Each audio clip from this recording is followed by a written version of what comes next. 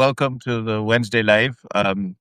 This is about the last article. We've decided to break from the Splinternet, and we'll rejoin the Splinternet later on because we just haven't actually engaged with the concept of the Splinternet in any substantive way. So the last article I published was anxiety and the fetish as political technology, and so we'll be looking at that on this live. I'm just waiting for Meticulous to come in on the call. And I think he just joined. So he'll be on in a moment. You know that sometimes we have difficulties with this, but yeah, we're on it. Yeah, welcome. Yeah, invited you. Do you need me to invite you again, Meticulous? I'll just done that again. Yeah, perfect. Oh, hello. This worked. I'm very happy about this. Hello, I missed the full length of your introduction today. Yeah. Well, it's okay. I was just really telling people that we're going to give the Splinternet a break this week because we really haven't engaged with that in any substantive way, and we're going to focus on the article that we're going to focus on the article which I published last, I think, Friday. Mm, Yeah, which is called anxiety and the fetish as political technology. exactly. And it's Yeah. a phenomenal article. You've done it again, dear friends. Alex took a small break, and if you think that he's resting idle while taking breaks or recovering, as he says, replenishing, this article will prove you wrong because you've done it again. It reminds me a little bit of your article on the history covering the Sykes-Picot period and the Mhm. British imperial role in Western Asia in promising, overpromising, and underperforming to the peoples who Mhm. were played against each other between the Ottoman Mhm. Empire's transition to Mhm. uh, the splintered uh, Mhm. uh, n- West Asia that we have today.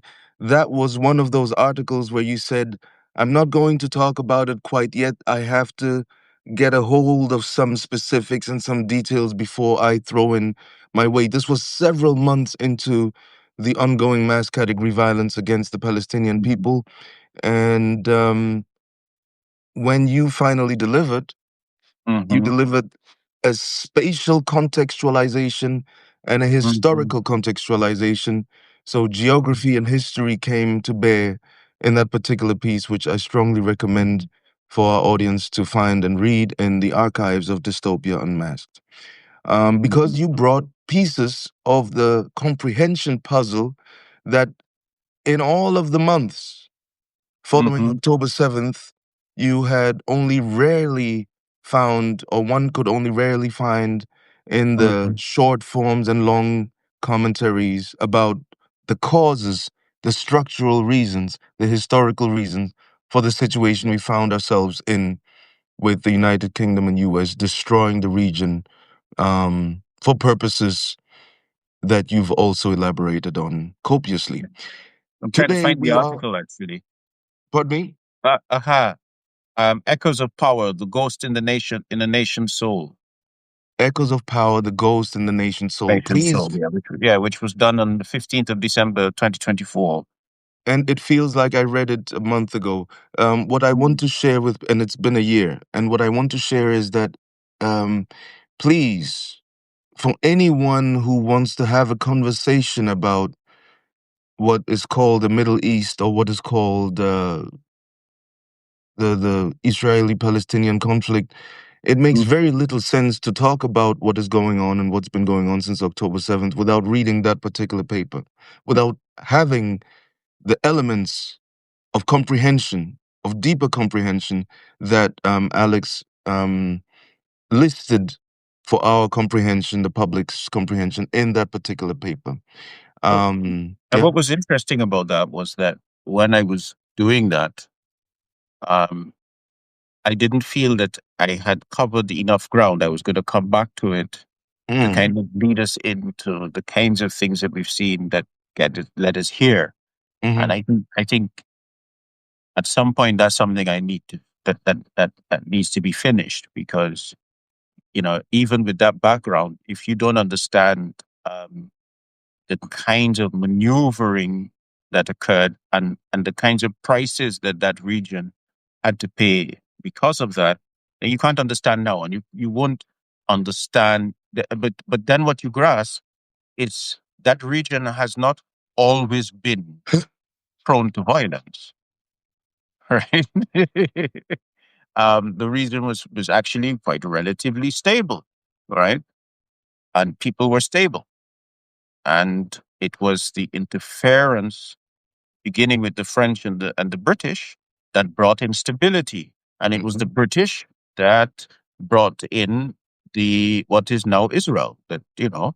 It was the British and then the Americans that ushered in Israel.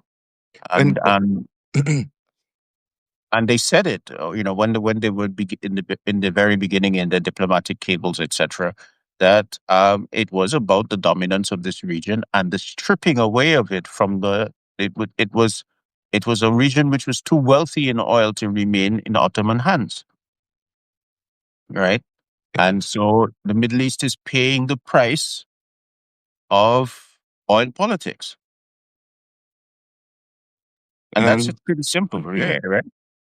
And shipping route politics, because when the French, it was the French who built the Suez Canal, right? And it was the French who started the Panama Canal. Mm. They didn't finish the Panama Canal, but they finished the Suez. Yes. And then the British managed to maneuver to get control of the Suez, and the Americans eventually built the Panama Canal, right? And again, when they wanted to build the Panama Canal, Panama was part of Colombia. And Mm. so they asked the Colombian Senate for permission to build a canal in Panama, and they refused. And a fortnight after they refused, there was an uprising in Panama, and the American Marines went in to support it. Mm. Okay, and then they stripped Panama away from Colombia and built the Panama Canal. So, if you're not aware of this kind of history, you can get a very skewed understanding based upon what is in the media. Right? Yes. Hmm. A very sort of and what I just maybe is worth mentioning is structural history and structural historiography as um, championed by the Fernand Braudel, the French Annales School. Um, I mean, Mm-hmm.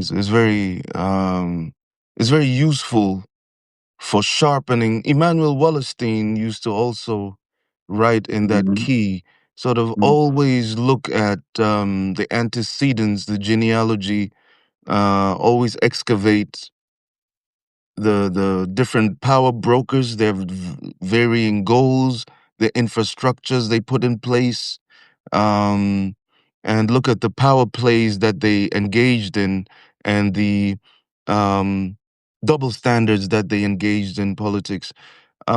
Before you speak of the present, some patterns are more constant than the variables that we see at the surface. I, I, Um, sorry, do you mind? yeah, yeah, please, please. Okay, because this reminds me that the the the Ottoman state was indebted with a project which was going to build a railway from Vienna to Mecca. Yes, I remember Right. that. Yes. Hmm. This project saw the formation eventually of the Ottoman Bank, which was not Ottoman at all, right? Mm. Which was, Jesus. I think, really formed by Habsburg financiers, bankers. Um, and as they invested in this project, they ended more and more into debt.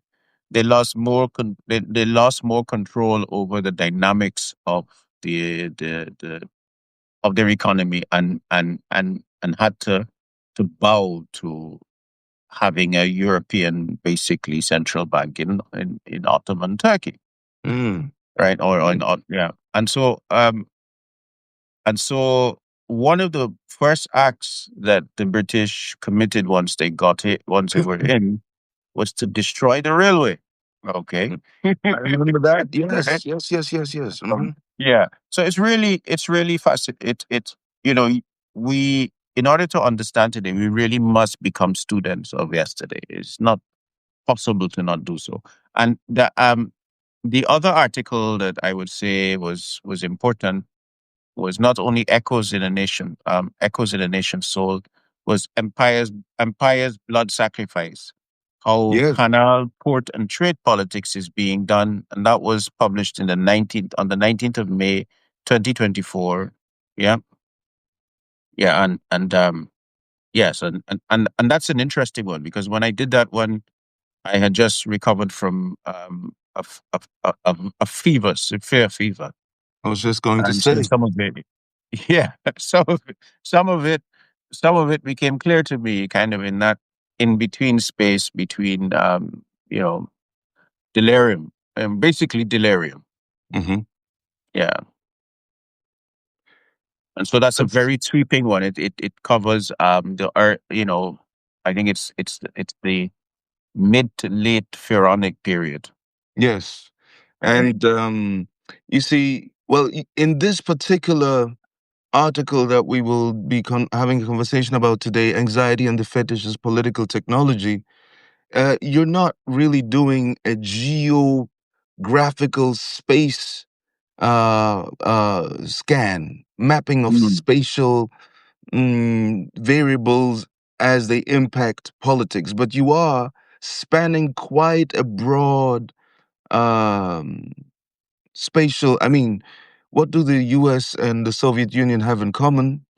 Um, the what we call it, the Bering Passage. That's what they have in common, because the separation politically is always at the forefront, and people tend to forget that there is a passage that when it freezes over, you can actually walk from the U.S. To Russia, Well, Alaska is part of the United States, right? and they bought it from Russia, from this, Right. right? And people like to But forget that. Pardon me? here's another bit, that at one point, I think it was Los Angeles or San Francisco, I think had a had a possible Russian governor. The Russians the Tsar was laying claim to that ground, I don't remember. right? I mean, No, I this have is, no yeah, recollection of any of that. this is not popularly known history, but it's on that Pacific coast, it was contested ground, Hmm. right? And the Russians were reaching down as far as there. So our world is not as separate as we like to believe, and our history not as cleanly separated as we would love. And some parties described very often as entirely irreconcilable have more in common than one may believe, as the fact Mhm, that both Russia and the US are not signatories to the ICC. But these are some anecdotes for another conversation. But you do mhm, cover Lenin, who is the leader. I remember learning about Lenin at school for the first time and being fascinated by the energy around that figure as the teacher presented him without any ideological leaning in this or that direction. He was just presented as I pictured him a little bit like Rumpelstiltskin, a short, hot-tempered figure who held it all together. And as the teacher just went on with the program, we got very quickly to Stalin. mhm, And the way it was presented to me when I was a pupil, I remember I had the feeling that Stalin couldn't fit into Lenin's shoes. I had the feeling from what the teacher was presenting that Stalin was um was always trying to fill in and fit into Lenin's shoes and try to sort of realize um, that he couldn't fulfill. What was it? The 5 year plans that Lenin had drafted up, and Mhm. that the idea or the ideals that Lenin was trying to execute about uh, sort of economically integrating the vast, formerly Tsarist territories and Mhm. subjects, the way he tried to, that ultimately, this was the impression I had, um, that Stalin was winging it after he took over Mhm. from Lenin. He just winged it all until his death. I think it was 53 or 50 something he died. Uh, he was winging it all the way, and he used a lot of violence where Lenin used a lot of administrative cunning, uh, designs and plans and concepts. This is not to exalt Lenin or to put him down. I'm just saying that my very first impression as a human being growing up was this was a short, hot tempered, smart master administrator who forced everything into institutions and created a nomenclatura, uh, a small group of men to run the big, uh, this territory spanning, I think, more than five time zones. Um, and that Stalin wasn't very successful. So you talk about Lenin, you get into Lenin in a very um, interesting way. And then you talk about McCarthy in this article in the US, who was uh, interestingly driven, if one can say that, by everything but Lenin or anything to do with anything Marxist, Leninist, Stalinist. So you speak of Lenin, then you speak of an antagonist of his in time, uh, 25 years after his death or something like that, in those proportions. And then you speak of Donald Trump, and you speak of them, I like to use the word as archetypes, but I'm not sure that word fits into the Lacanian methodology that undergirds this particular paper. And yep, you want to come in? Yeah, because the thing about this paper is that we're less concentrating upon the personalities, right, or the pathology of the personality, rather than how um, the response was structured by the psychostructural elements. Thank you for that term. Yes, by the Mm, psychostructural elements already present, mm, right? mm, And I mm. think sometimes we forget that we treat the person who comes as the pathology and the aberration, but the person was only possible because of the context. And as I listen to you, I get the impression, and correct me if that's not accurate, that these individuals, these historic figures, be they Hitler, be they Mussolini, be they Trump, be they what would be good, these figures that emanate from a society are to that society what the mushroom is to the mycelium. Please If give me a bit more. um um let me see. One of the biggest organisms on this planet, if not the biggest organism on this planet, is a mushroom. Hold on a second. And that mushroom is found somewhere in the U.S. I'm sort of pulling this out of my general sort of knowledge. Let me. No, no, I'll it's look for it. fine. It's fine. We want to understand the pattern that you're highlighting. Right. And the point is, if you see a mushroom emanating from the soil somewhere in Yellowstone Park or something like that, you might think, oh, there's a mushroom here, and you pick it and you think it's just this particular single plant.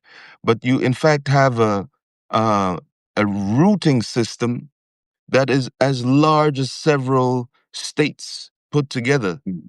under the soil, Mycelial networks. right?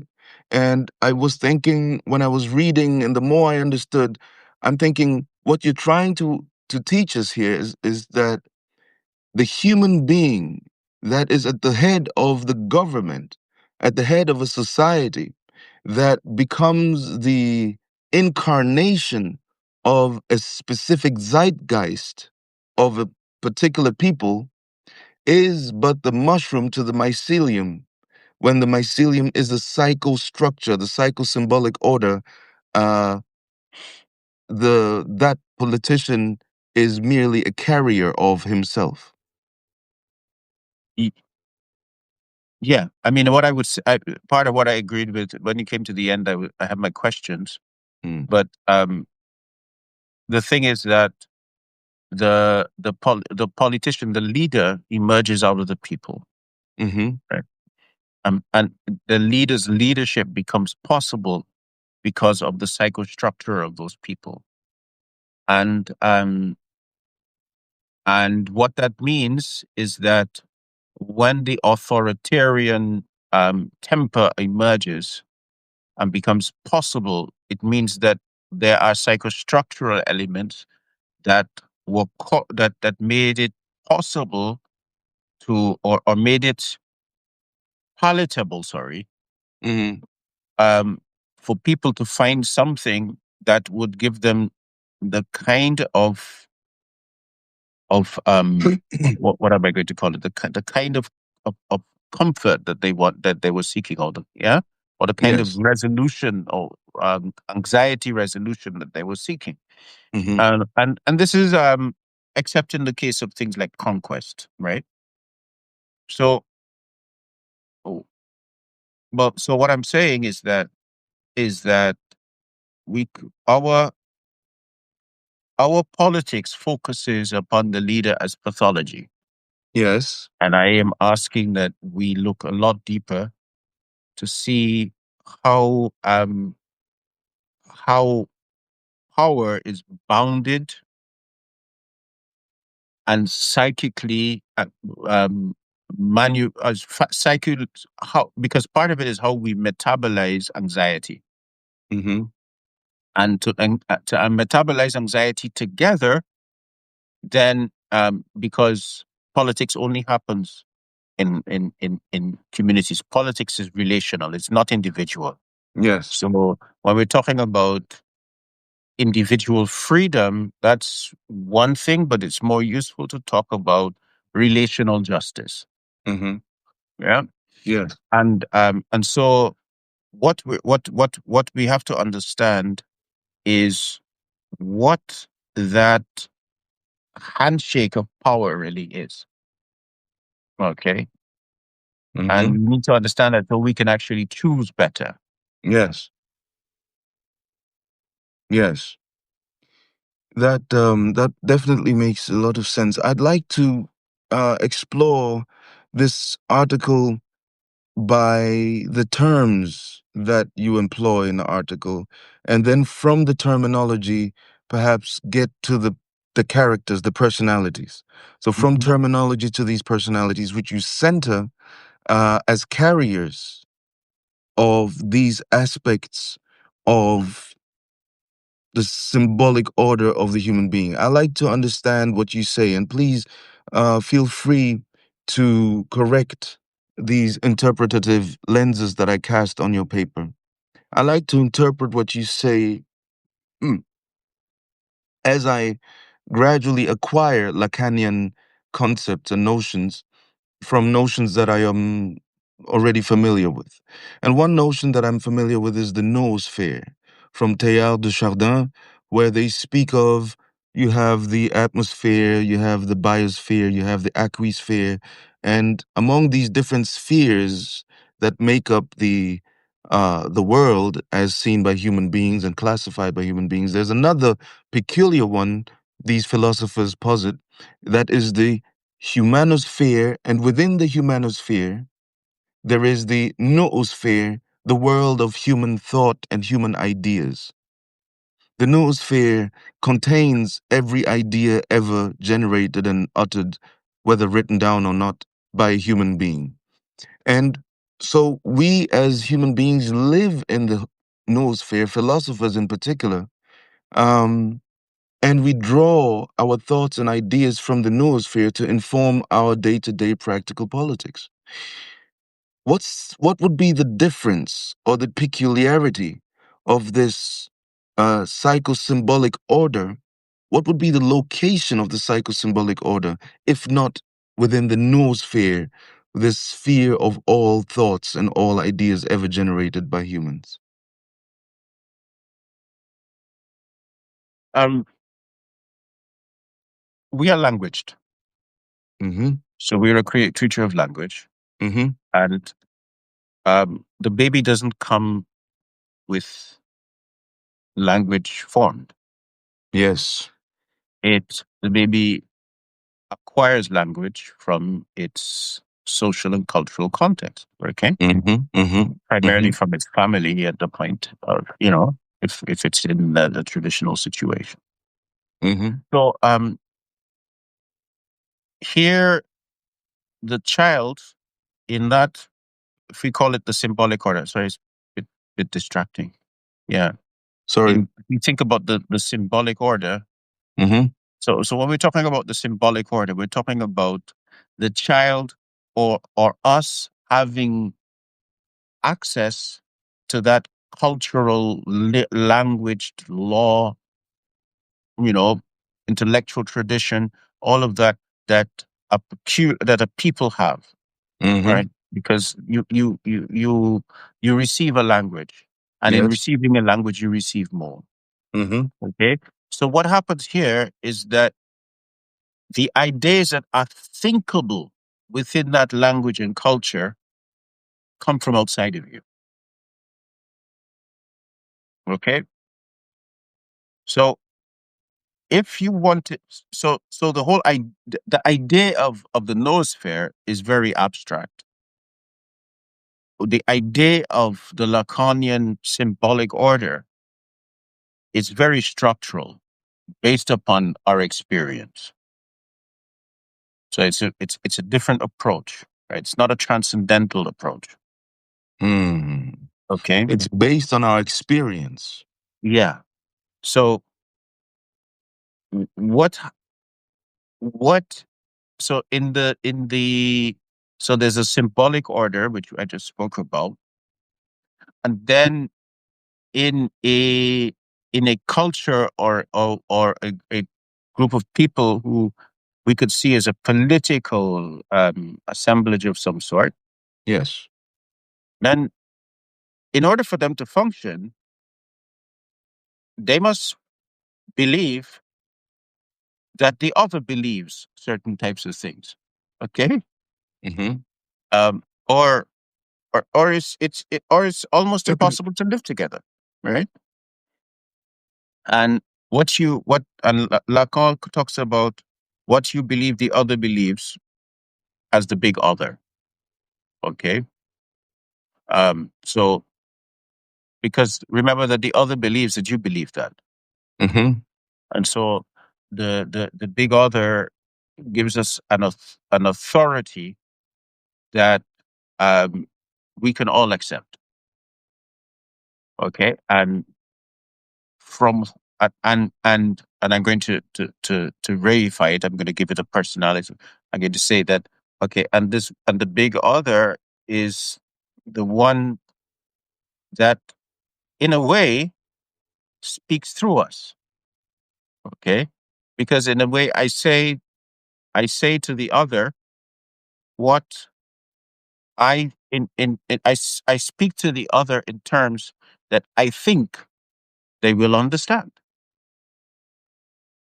Mm-hmm. Right? Mm-hmm. So you see that this is part of the necessary social structuring of our societies.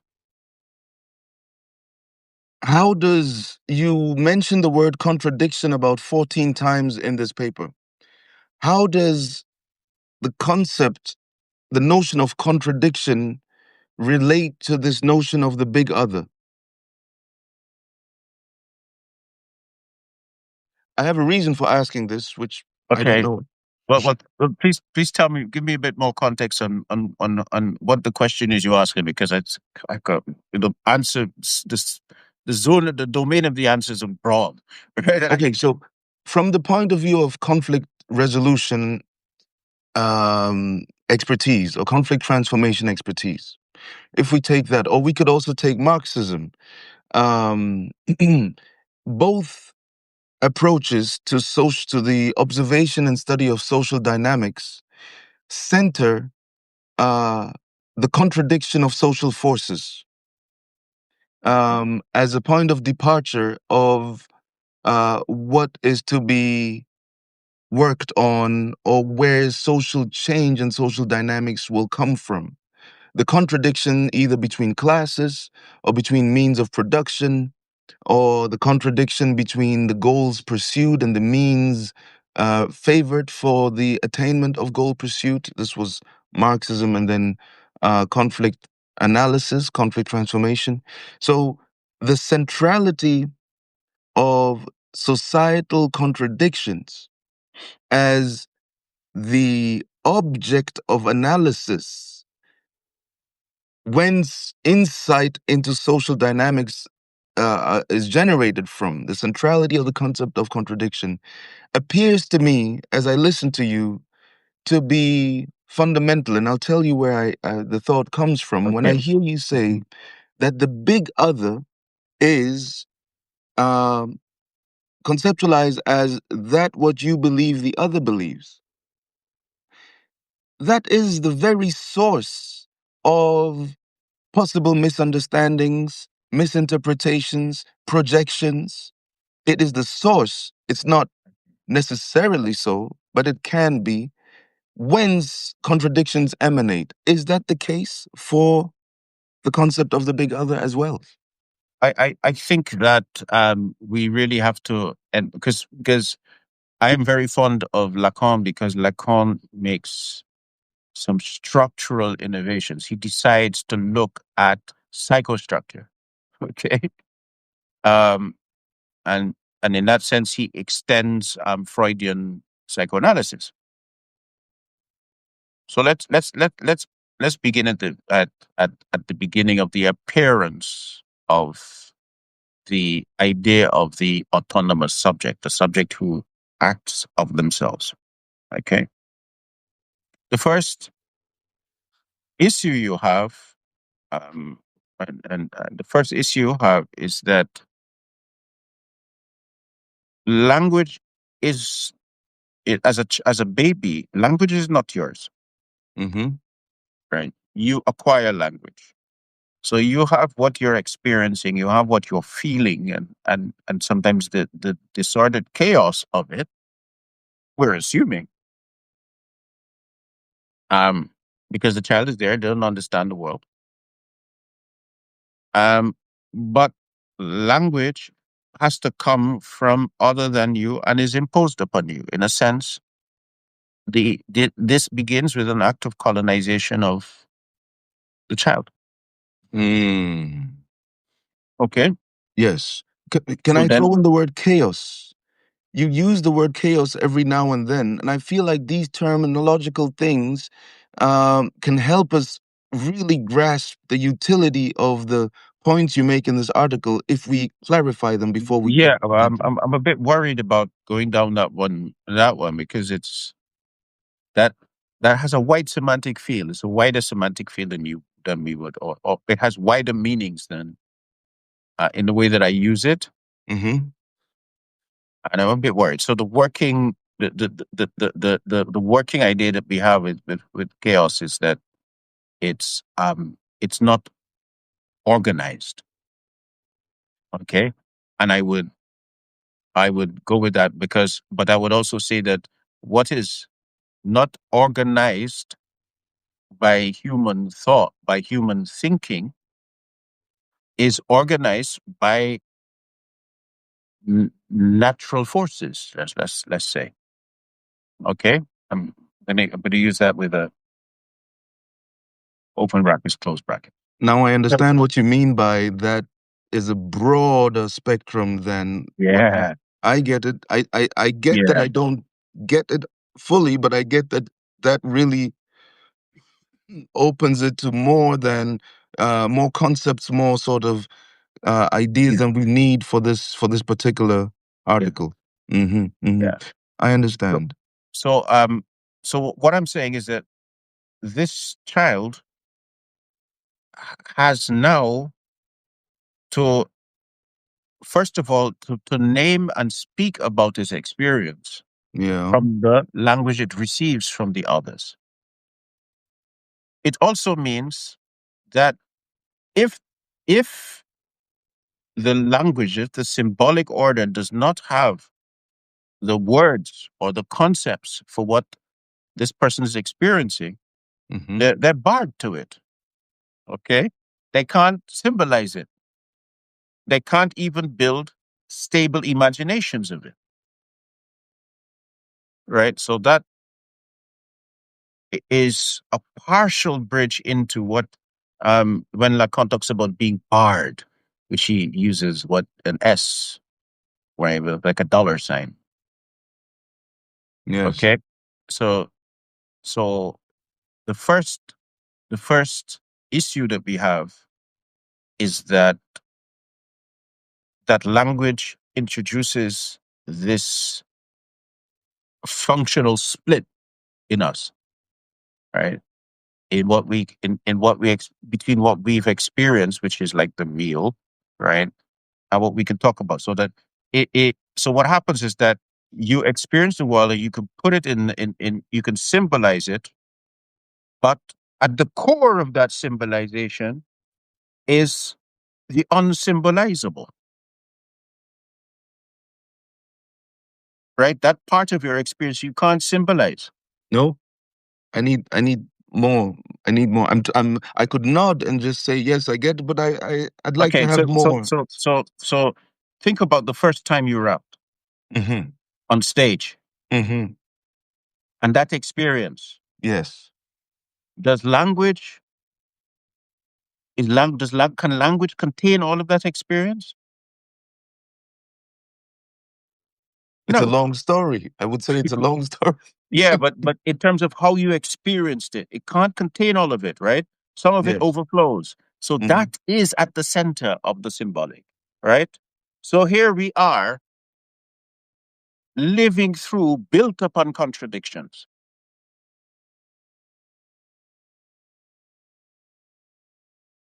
Yeah. Yeah. Wassalam, everybody, and greetings, everyone. Sorry, I didn't actually really greet, actually. I'm thinking back. Yeah. Yusuf is asking, is the difference between the scope of words and the usage of words meaning? You gotta, you gotta relax a bit on this one, okay? Because words are the condensation of concepts, and concepts are pinned and built in words, right? Because we're talking about the noosphere. That's why I'm going there. So what we're saying is that in terms of our experience, our words, you know, you know that you're trying to say some, Yeah, yeah, yeah, yeah, yeah, yeah, yeah. yeah, Mm-hmm. right, and people know it. Why? Because I have nothing to say. I can't say it, right? I Hmm. was told in my training many years ago, this particular gesture that you made, I was told when we were being trained to make a distinction when, as mediators, when you are mediating with conflict parties and you have to solve an issue with them, you have to make a distinction between consciousness, subconscious, and unconscious positions held by the party. And you have to, as a mediator, recognize them as such when they articulate themselves. And the trainer said to me, one way to recognize that the party you're speaking to has moved from the conscious into the unconscious, which is a domain he conceptualized as sort of shallowly preceding the unconscious. Sorry, I just misspoke at a Subconscious. point where I shouldn't. So the unconscious precedes is a bit shallow uh, when the mind reaches the subconscious. And he says this particular thing, when someone wants to speak, but he has now to use or they have to use their hands and onomatopoeia and uh, puffs of breath to convey something, you're in that person's unconscious, because now they have to articulate, they have to find vocabulary, words to signify, and they're suffering. And it's a fleeting moment, it's a quick moment, and the professional mediator has to catch that. Yeah. And so Lacan talks about those words as signifiers. Mm-hmm. Okay. Mm-hmm. Um, what he's saying is that yes, they're at the core of experience is what is symbolizable and what is unsymbolizable. So what can be expressed in language and what cannot. But both Right? are part of experience. Yes, both are. Experience is if you look at that, if you took that as the real, then there's what is symbolizable and what is unsymbolizable. And we can only discuss, think in an organized way about the symbolizable. So that what happens is that we end up effectively barred from a large part of our experience. Because we don't have terminologies for experiences. Yeah, but also it is structurally part of what it is. It's not because we don't, right? We don't because structurally we can't. Tell us a little bit about why we can't. Well, if you come from, let's say, you come from a language that, um, in many languages, the subject comes before the object. SPOs, subject predicate object structure of language. Yeah. In some languages, the object comes before the subject. Mm-hmm.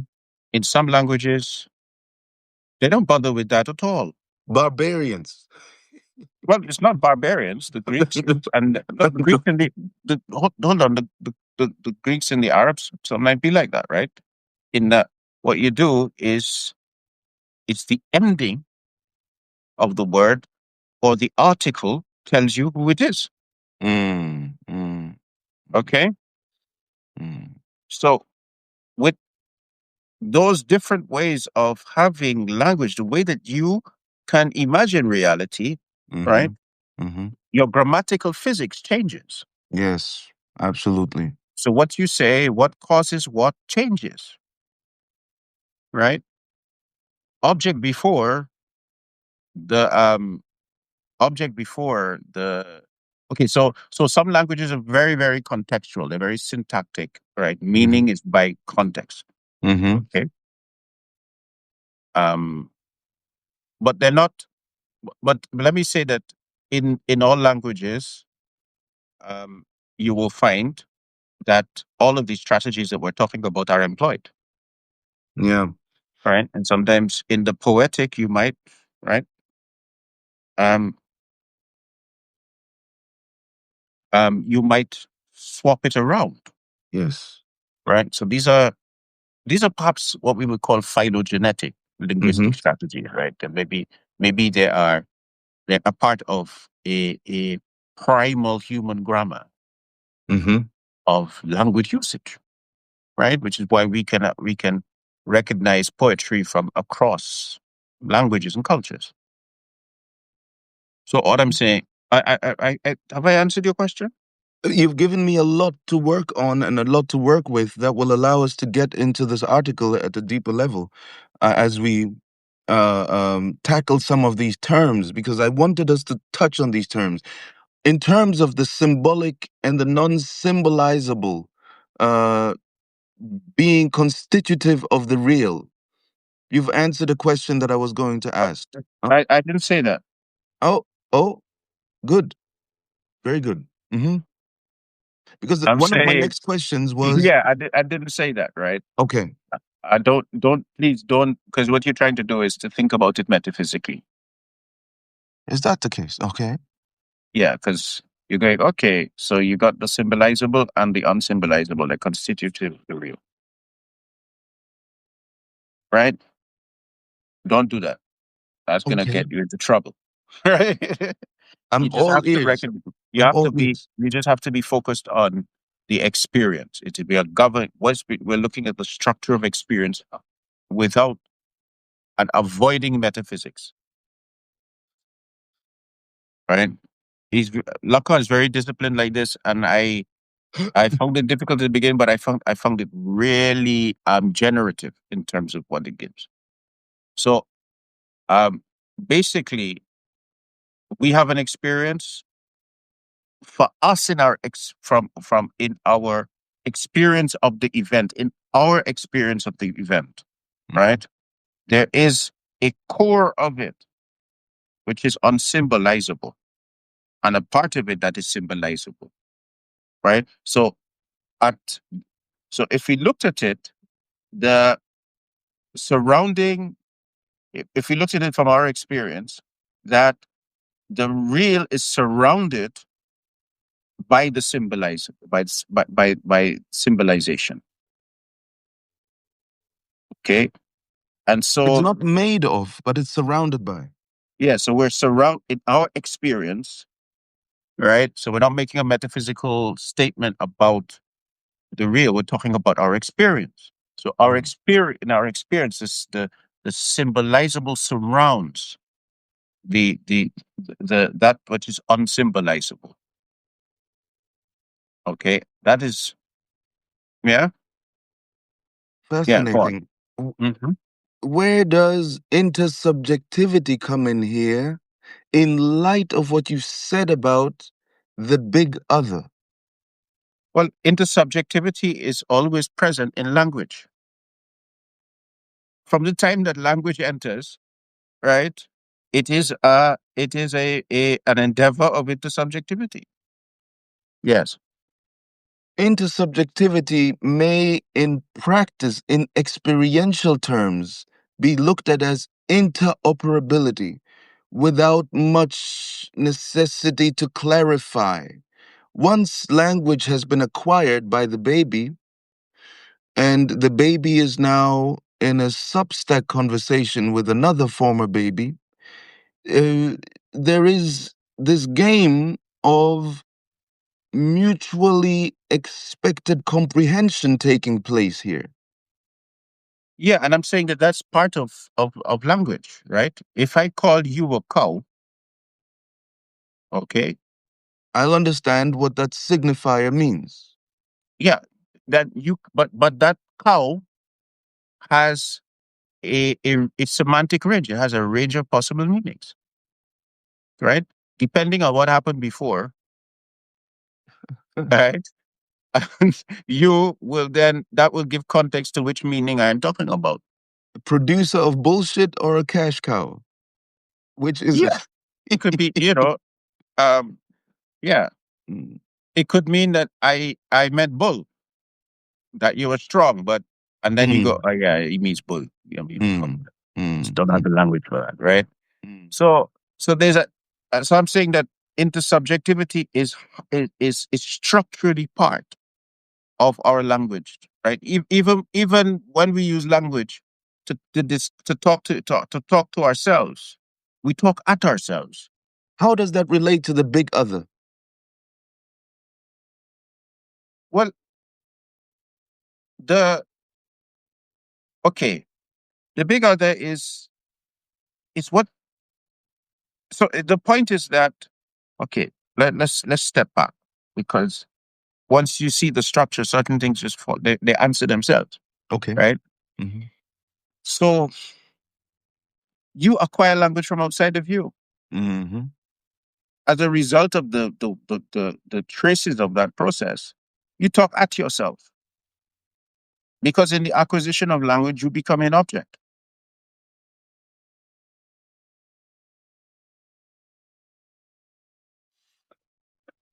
Right? I'm absorbing. I'm absorbing Yeah. and So observing what. yeah, and not only that, but there is part of the reason why you speak at yourself or speak to you, what we often speak at ourselves, right? One of the reasons we do is because we're trying to understand what we feel, right? And based upon what we feel, what we think. Hmm. Okay, but Hmm. in that process of being the barred subject, then you end up speaking at yourself Mm. because you're acknowledging it's barred. Structurally, you experience it as barred.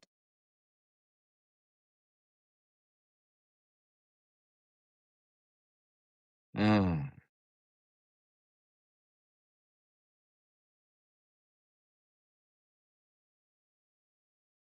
Mm. You know, Yeah. the reason why this I'm hung up on this is because I'm still hung up on these three steps somehow, but maybe we have to move on Mm. the relation between contradiction or the function of contradictions in this article. Where do I realize contradictions appear in many domains in this article. So, Yeah. And I'm saying that contradiction is we are built on paradox and contradiction. mm, That's what mm, that's what I'm saying, right? So yeah, that yeah. yeah, So the capacity to think and accept paradox and yes, contradiction is yeah. necessary to really engage with human experience in a way that is not um, an ideological abstraction. And this is where, so in a way that is not an ideological abstraction, and yet, for a third party who just sort of would stumble into this conversation, this would sound very abstract. But we are talking about experience, and we are talking. You've touched on it, but you didn't mention the word, the void. And I have a question here, which says, void or anxiety? What comes first? Okay, Hoping, of course, you're that you're you'll help you're us. thinking you're thinking in a foundationalist causal way. At least the question is formulated that way. Yeah, yeah, yeah. And I don't operate like that, Hmm. right? It's like the chicken before the egg. It's like, well, why? Why not both at the same time? Right? Because you can't have a chicken if there was no egg, but you can't have an egg because there's no chicken, right? Hmm. There's this deep relationality. But what we want to the reason why we're going back along the chain is we need a linear causality to make the world seem understandable to us. At least in Western uh, modes of cognition. Yes. So what I find interesting about Lacan is he gives us within the Western tradition a door to paradoxical types of thinking, Mm. etc., which is useful.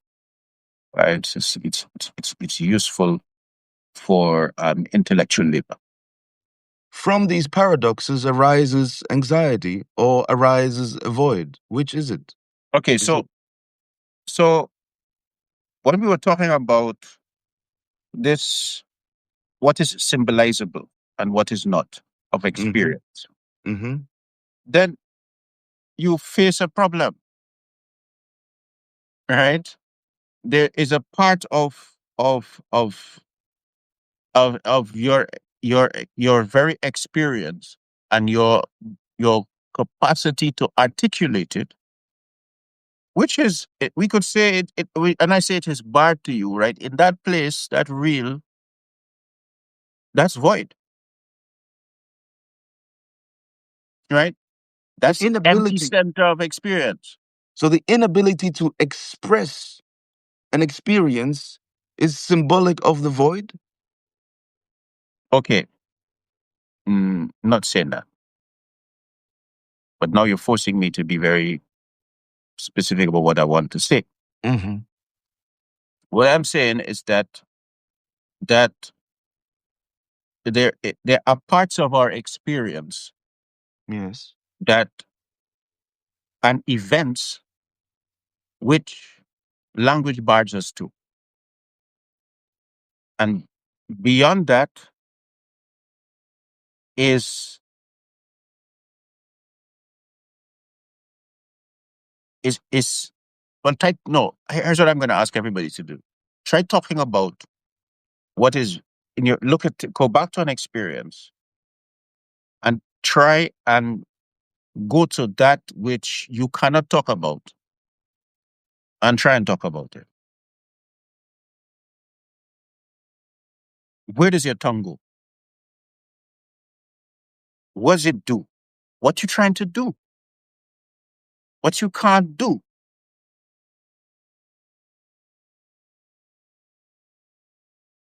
This is a good segue into asking you to highlight what is in the nature of the things that the tongue cannot articulate, that the tongue cannot grasp to speak.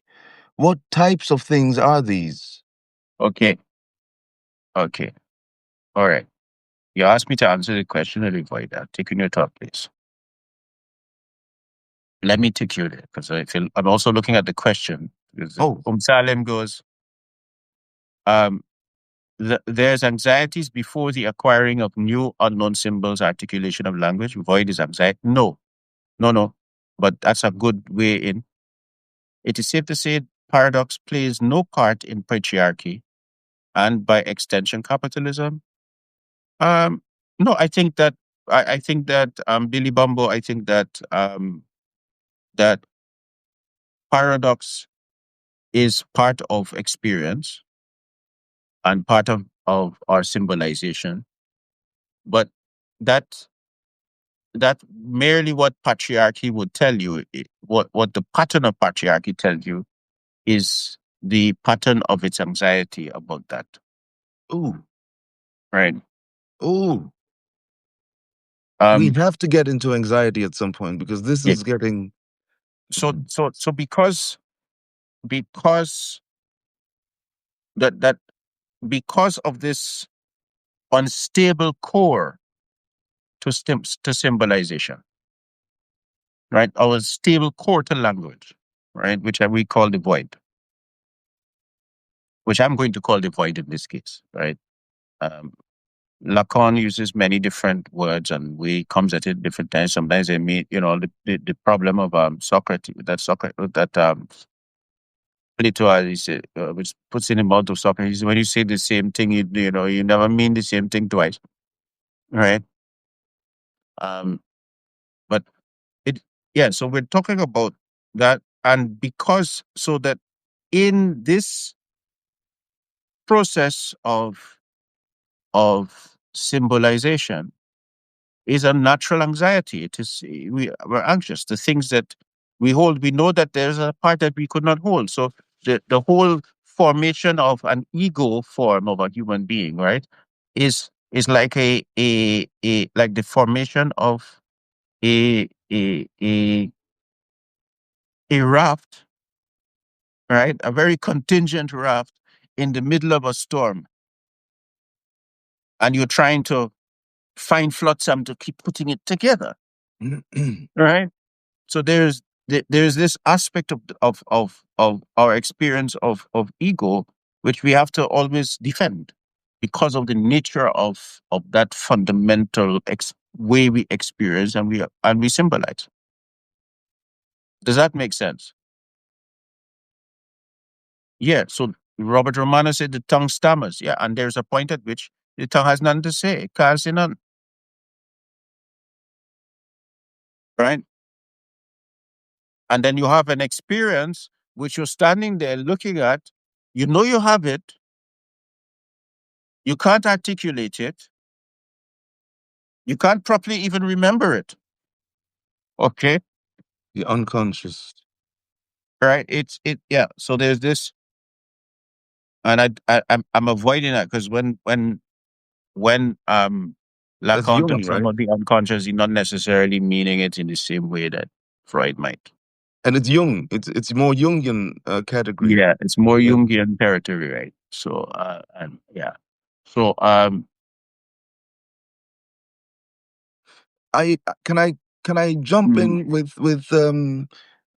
another sort of facet of this same problematique, the unsymbolizable, or that where the tongue stumbles, to use that term Mhm. from our public, or from the participants. Um, is there distinction between the unspeakable, the unsayable, the unsymbolizable at the individual level and at the collective level? Is there a difference between? Uh, well, I mean, the way that our language is structured, when we were looking at that, right? There are some certain things that a language will be is geared to talk about and do, and not, right? Just we were talking about object subject, right? Subject object language, all of that changes how the language can handle meaning, right? Yes. So that in that sense, what you're facing is that collectively that binds us into how we are barred, Mm-hmm. right? Not only how we are barred, but how we speak. Mm-hmm. Yeah. And so that changes the pattern of our anxieties. Yes. And that's the point. The point here is that that anxiety is constitutive of the human being. Anxiety, individually and also collectively. Well, if you're individually, why are you making a difference? What is a collective made up of? Because I'm trying to encapsulate a sentiment that I got from this article that you wrote for this week, Hmm. and that was that, you know, I when Gaddafi was killed by the U.S. and its proxies in 2011, um, there were a couple of write-ups about Gaddafi's life, from him becoming a military man in the 1950s and toppling the British-supported king and maintaining power for such a long period of time, from 1956, I think it was, all the way to 2011.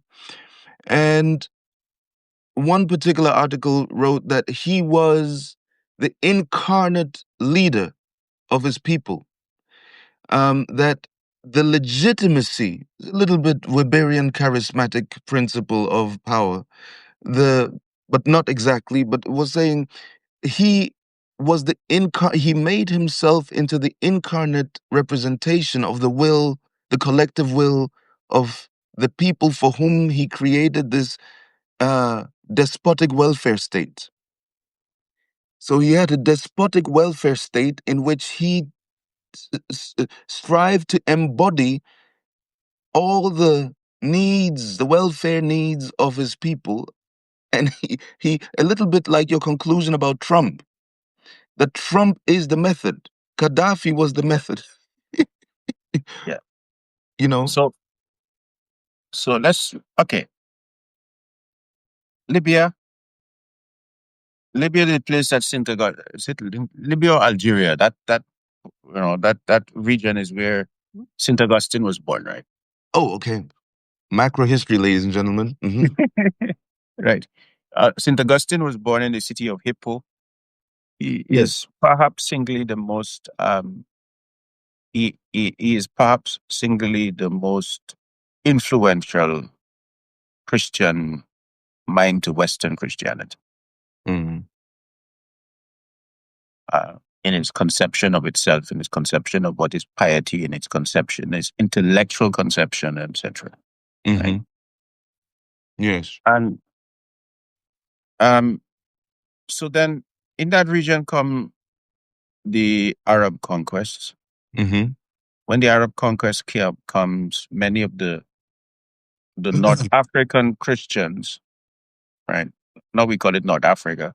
They moved up into Europe and carried their intellectual traditions, right? Yes. And we Hmm. still see traces of that on the British Isles in how we do certain types of teaching and thinking, etc. Yes.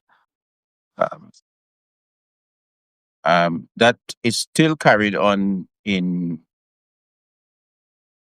like there's a text called the Ajurumia, which is very similar to some of the kind of ways of teaching grammar and language um, we found in Europe.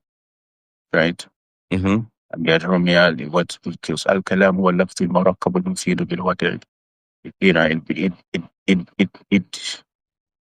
it enters you into the grammar in a poem, poetic style, in a poem, right?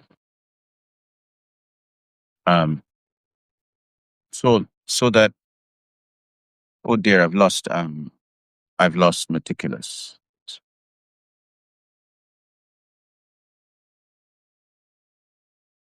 I'm sorry for going around in a circle, right? But the Libyans are ruled um first the Arabs conquer, the Libyans rise, they become Arabized, etc. That they used to be Phoenician in those places, then they were Roman. That's part of what happened.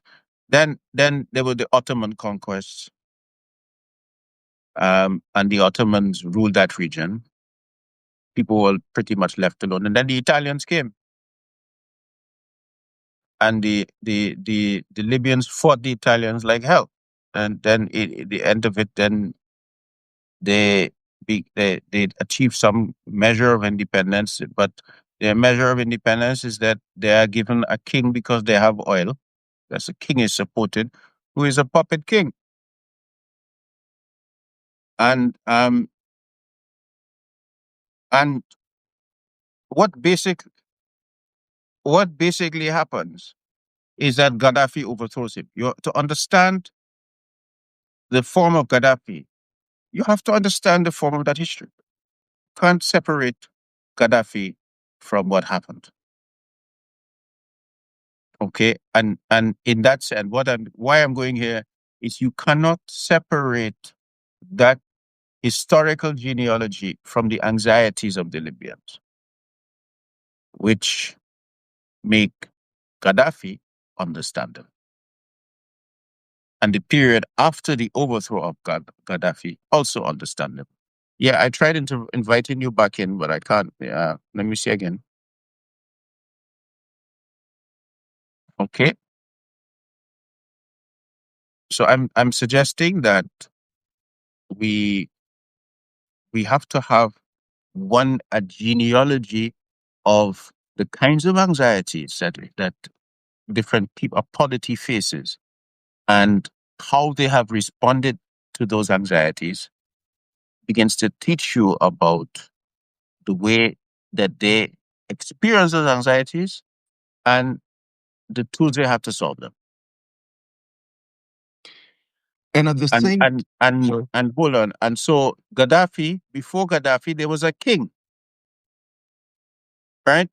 Gaddafi was basically a king. So somehow But then he threw this the fella green. before was okay, but Gaddafi, because he's a communist, right? He's a basically a king. But he threw his green book at the people, saying, "I have grasped the essence of Western democratic participatory democracy and the essence of Islamic governance." Yeah, because he's trying to produce some kind of coherence, right? They had the Italians, they have this. Thank you. Yeah. And so on. He's trying to produce some kind of coherence. So here we are now. This is basically, we've leapfrogged to the duality that I've noted in my questions that I wanted to get to. So one thing is contradiction. I centered on the term contradiction because I'm very familiar with it from previous sociological, sort of standard sociology. Contradiction is essential, contradiction is fundamental, but then there's coherence, the effort at creating coherence and through a variety of means. And a character emerges in history who promises coherence in light of contradictions that create anxieties. This is how my mind usually sort of looks at social Okay. dynamics. But you see, I'm not looking at it like that. Exactly. And that's why I'm sort of trying to. So, social contradictions create anxieties. A person is lifted by the masses, Yeah. or a person who the masses consider is a representation of their desire to create coherence, is lifted to power, and then he either succeeds or disappoints. Yeah. But that's not how this paper is tackling it. No, because that assumption is a very enlightenment assumption, Mm. with um which looks at Smacks of Hegel. rationality as good. And smacks of Hegel, right? A little bit. Yeah, the or because of the constitutive fears of or anxieties of the Europeans because of their experience. They Mm. modernity emerges out of the Western schism, which we talk about in other articles. So that um, the Europeans the European anxiety has been that if we can make the society more rational, right, rather than being moved by those aspects of feeling and religious thought, etc. So rationality doesn't also mean religious rationality. It means rationality beyond that. So that's part of the constitutive European anxiety. So when they are so when a people encounter European modernity, especially in an education that begins at at kindergarten, right? Then you also inherit their anxieties, right? And so in that, what you have to understand Gaddafi's project in that sense, right? And the part of the part of the proof of the kind of anxieties of the Western mind is that if I dare to look at Gaddafi in that way, then it's almost like I am on Gaddafi's side, right? Because the only reaction you're allowed to have is no irrational barbarian that you must take a side, right? Because the whole underlying schema of the society is a schizoid paranoid one. And that schizoid paranoid underlying schema is because of the anxieties. You mentioned kindergarten as a locus where you can find anxieties and absorb anxieties as you. No. I'm saying the whole educational Yes. schema all the way from kindergarten to university Hmm. is a zone in which you also inherit Inherit. you absorb the European anxieties. Within and outside of Europe? Wherever you are, because you are using the same intellectual method, you're reading the same texts. The knowledge is constructed, right, to actually manage also those anxieties. So you Is the word inherit them. is the word internalization adequate in this context? Um, well, that's if you accept there's an inside.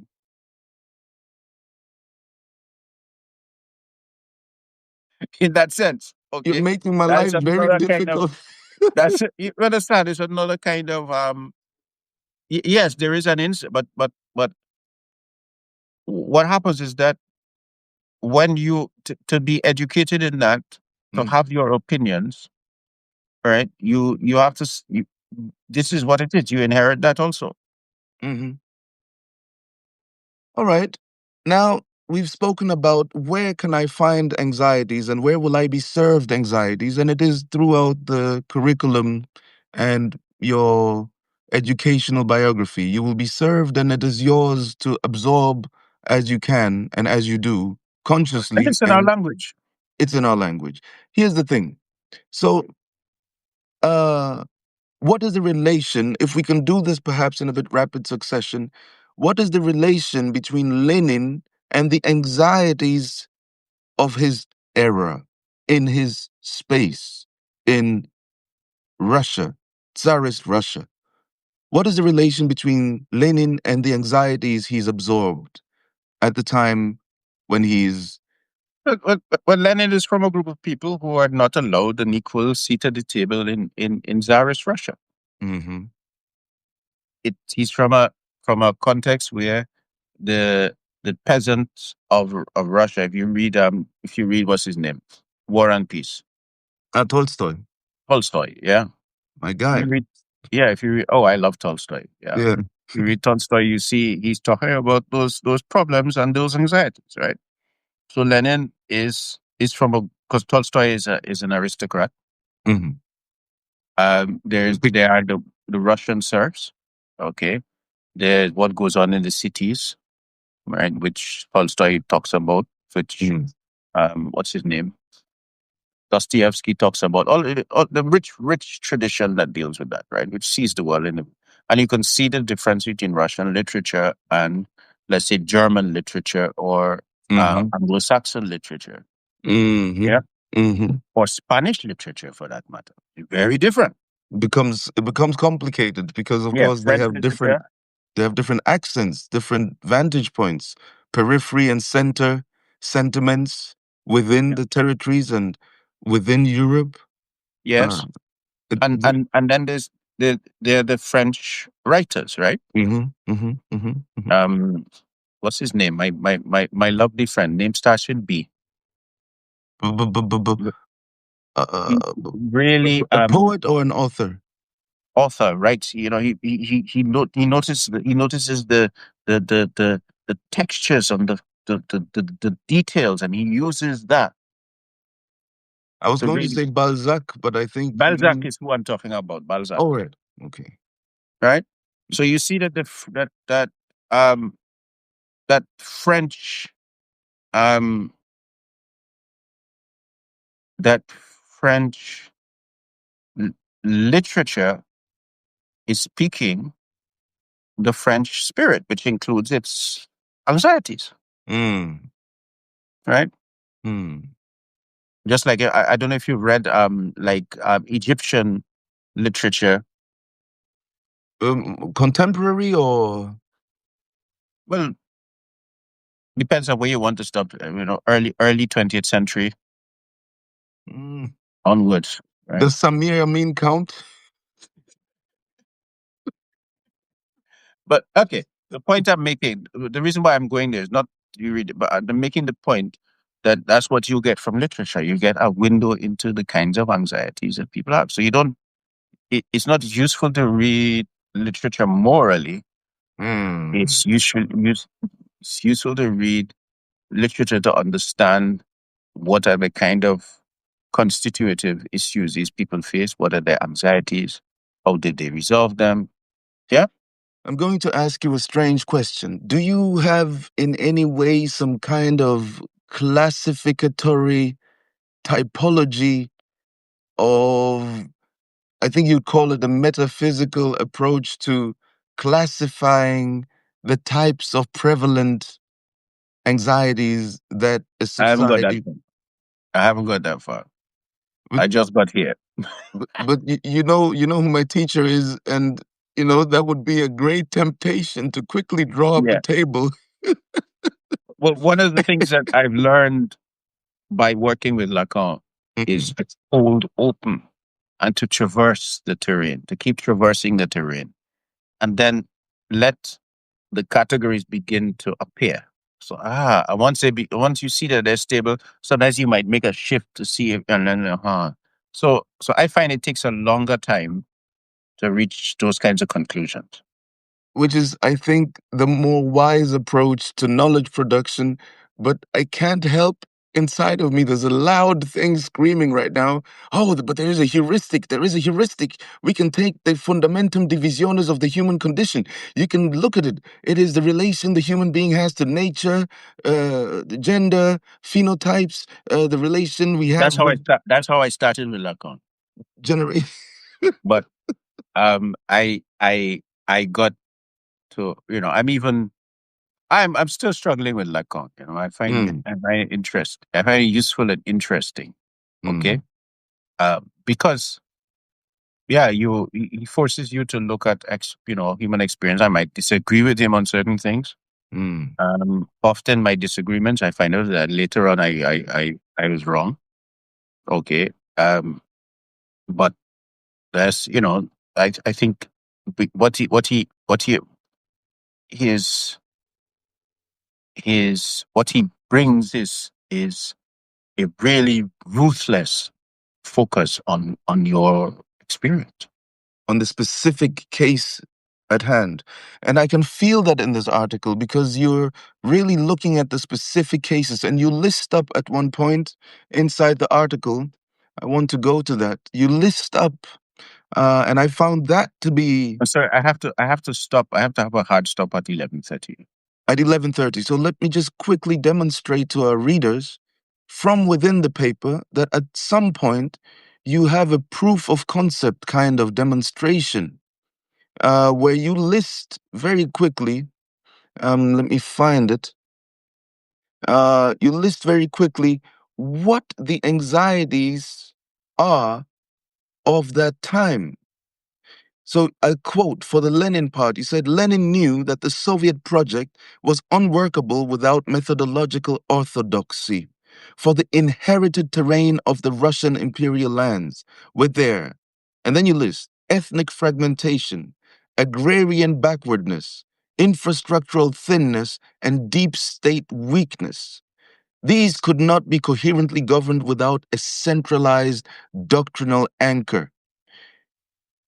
Are these some of the anxieties that you're seeing Lenin respond to with his politics? Yes, this is in the article, but I went back to show that that there would have been other anxieties that would have made Lenin, and made Lenin not want to fail. Mm-hmm. Mm-hmm. Mm-hmm. Lenin and Trotsky, right? They Yes. couldn't afford to fail. And you have the same because this is an article in which you talk about Lenin, McCarthy, and Trump. And in each case, you go to that point where you say, in the case of McCarthy, he emerges as a kind of anti-hero who emerges as the narrative container for fractures in that society. And the fractures you spell out are moral ambiguity in that society at that moment, guilt, disillusionment, alienation that McCarthyism seeks to expel out of that social fabric at that moment in history. Yeah. And you spell it out. You say the major anxiety is that the nation can no longer sustain the fantasy of innocence. And I find that fascinating. That so basically, and you're saying these individuals, Lenin and McCarthy, become the embodied effort at covering over, you use the word suture quite often, at covering over these fractures in that society, these sources of anxiety. But look, we are here. We are we are we are here because there has been a a genocide, and then three genocides, right? Have which have blown apart the coherence of our imagination of innocence within our societies. Yes. Okay. And so what are we doing? A lot of our work has been about the management of our anxieties about that. What does it mean to me if I don't do anything, right?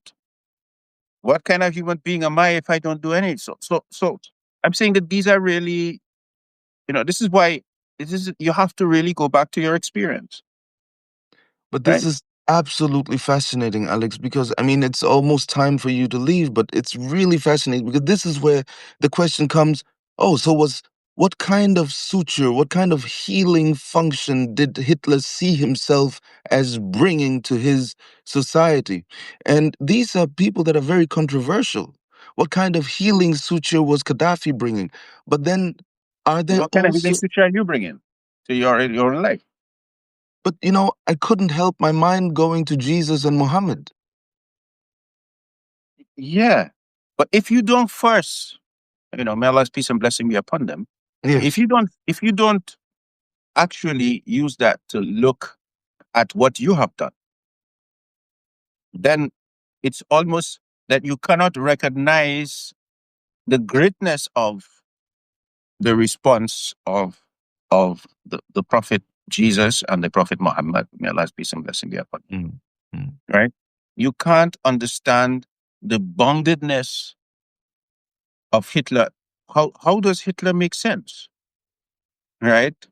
To Hitler. How is it likely that Hitler makes sense to Hitler? And how is it likely that that makes sense to Germany? Because you don't understand that, then you're driving blind. Yeah? And I'm Yeah. also thinking of Buddha. I'm also thinking of Buddha. At This his method. context, look at what he was solving and look Yeah. at what came out, right? What he was solving, Mm. right? The Buddha did not end with individual enlightenment. Yeah. You had to answer questions about governance also, right? And if you look at the anxiety about, let's say, modern Western Buddhism, right? And its imagination of a personal enlightenment without really having to engage with um, some of the metaphysical matters of modern Western modernity, which then creates another kind of Buddhism, right? Well, we've Okay. reached the very end. We've crossed the line you set, and we haven't spoken about fetish. And I had a juicy question for you. You say the fetish as Yeah. political technology, and I would have liked to know Well, we why can you. talk about that next week. Yeah, Yeah, fetish as the political splinter that will technology. have to wait, I suppose. Excellent. I'd like to thank you, Alex, because you yanked me into Lacanian territory with this, and I loved the experience. I hope the participants also enjoyed this. Um, and please, as a reminder, if you can copy the comments you put in here and add them under the article, we can read them and we can continue to breathe life into your comments and your contributions so that it doesn't disappear with the video. Thank you so much, Dystopia Unmasked. I've actually read the article. I've recorded a reading of the article, so I'll send it to you, Alex. I'm going to Oh, share that next. I'll share that. I enjoyed it so much. And thank you so much, everybody, for joining us on the Yeah. regular. Tell more people, the more the merrier. And let's read it and have conversations about it in the comment section under the article. Thank you. And for the person who mentioned, I'm going to go, but the person who mentioned that is the problem with meditation. The point of meditation is not to manage the internal, but to let it go. It runs until it stops, Mm. and you sit, and then you get in the habit of being able to sit and be there. But it will run. It's supposed to run. If you try and the more you try and rein that horse that is the spirit, it becomes more ungovernable. Mm. You just have to be able to sit there and leave it and focus on what you focus on. That's it. You can't manage it. Right? If you're managing it, it's not meditation. That's it's just, Mm. Mm. okay. All right. Okay, guys. You take Thank care. you so much. Thank you indeed. Thank you Goodbye. indeed. Salam, everybody. Lovely. Nice to see you as always. And God willing, inshallah, see you next week. Bye for now.